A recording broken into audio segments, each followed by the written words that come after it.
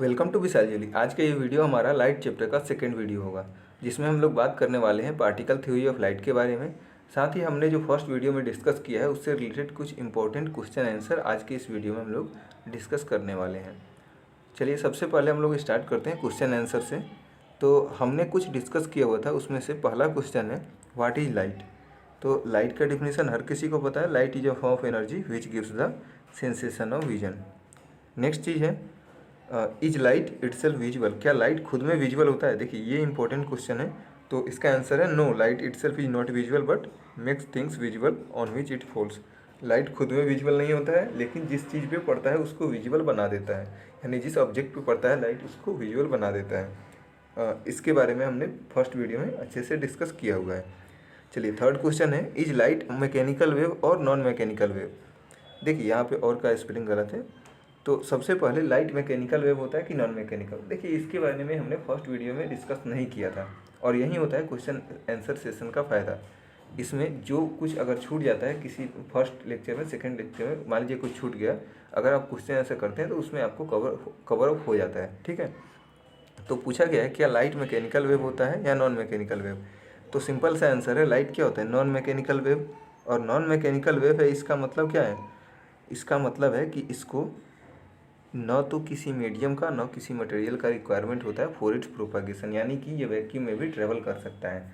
और एक चीज़, लाइट हमारा ट्रांसवर्स वेव भी होता है, जो आपने क्लास 9th में पढ़ा होगा। मैकेनिकल नॉन मैकेनिकल वेव क्या होता है? तो मैकेनिकल वेव मतलब जिसको पार्टिकल नेचर या फिर मीडियम का रिक्वायरमेंट होता है सॉलिड लिक्विड गैस का प्रोपागेशन यानी ट्रेवल करने के लिए, और नॉन मैकेनिकल को नहीं रिक्वायर्ड होता है, यानी लाइट को कोई भी मीडियम नहीं रिक्वायर्ड होगा। नेक्स्ट चीज़ है ट्रांसवर्स वेव होता है। चलिए आगे देखते हैं। क्वेश्चन है what is optics, how many types of optics are there. Optics क्या होता है? तो optics is a branch of physics. Optics physics का या फिर कहिए साइंस का एक ब्रांच होता है, जिसमें हम लोग क्या करते हैं, लाइट के बारे में पढ़ते हैं और उसके कैरेक्टरिस्टिक्स के बारे में पढ़ते हैं। लाइट का कैरेक्टर क्या क्या होता है और उसका फिनोमेना जो लाइट से रिलेटेड होता है उस सब के बारे में पढ़ते हैं। चलिए नेक्स्ट क्वेश्चन हम लोग देखते हैं। क्वेश्चन दिया हुआ है what type of dual nature that light show. Light किस तरह का डुअल नेचर शो करता है? तो आंसर होगा light has dual nature. Light के पास डुअल नेचर होता है, that is it shows particle as well as wave nature. यानी कि लाइट पार्टिकल के जैसा भी बिहेव करता है और लाइट वेव के जैसा भी बिहेव करता है। वो डिपेंड करता है यहाँ पे as a particle it undergoes the phenomena. अगर पार्टिकल के जैसा हम मानेंगे तो ये रिफ्लेक्शन और रिफ्रैक्शन अंडरगो करता है, और अगर हम इसको वेव के जैसा मानेंगे तो उस समय हम इंटरफेरेंस और पोलराइजेशन को डिस्कस कर सकते हैं। यानी पार्टिकल को हम मान के सिर्फ रिफ्लेक्शन और रिफ्रैक्शन ही डिस्कस कर सकते हैं, और हम अगर इसको वेव मानते हैं तो सिर्फ इंटरफेरेंस पोलराइजेशन ये सब डिस्कस कर सकते हैं। यानी कि हमको दोनों मानना पड़ता है, और इसके लिए एक स्पेशल ब्रांच बनाया गया है जिसके बारे में मैंने फर्स्ट वीडियो में आपको बता चुका हूँ। चलिए अब हम लोग आगे चलते हैं। आगे हम लोग देखते हैं कुछ इम्पोर्टेंट चीज़ के बारे में। चलिए लेकिन उससे पहले पिछले वीडियो में जो मैंने आपको बताया था उसमें एक चीज़ बाकी रह गया था। जैसा कि आपको पता है कि पिछले वीडियो में हम लोग यहाँ पे देखिए, पिछले वीडियो में हम लोग कुछ चीज़ पढ़ रहे थे थ्योरी रिलेटेड टू लाइट, जिसमें मैंने आपको दो थ्योरी बताया था। रेक्टिलिनियर प्रोपगेशन ऑफ लाइट रे, यानी कि लाइट रे ट्रेवल करता है स्ट्रेट लाइन में, जिसको बोला था रेक्टिलिनियर प्रोपगेशन। सेकेंड मैंने आपको बताया था law of independence of light रे। उसमें मैंने आपको बताया था कि अगर एक लाइट रे ऐसे जा रहा है दूसरा ऐसे, तो एक लाइट रे दूसरे लाइट रे को डिस्टर्ब नहीं करता है। अगर दोनों एक दूसरे को कट भी कर रहा है तो उससे कोई फर्क पड़ने वाला नहीं होता है। इसको बुलाता है law of independence of light रे। इसी में एक थर्ड थ्योरी होगा। थर्ड थ्योरी क्या है? यहाँ पे तीसरा जो एक दिया गया है law of reversibility of light रे। लॉ ऑफ रिवर्सिबिलिटी, देखिए रिवर्सिबिलिटी का रिवर्स का मतलब है उल्टा। Law of reversibility of light रे कहता क्या है कि अगर मान लीजिए लाइट को हम ऐसे फेंके, यहाँ पे गया और बाउंस बैक किया, रिफ्लेक्ट हुआ, तो अगर हम मान लीजिए टॉर्च यहाँ पे लगा दें और इसको लाइट को इधर से भेजें तो भी सेम वही पाथ रिट्रेस करेगा, वही पाथ को फिर दोबारा फॉलो करेगा जब बैकवर्ड आएगा तब।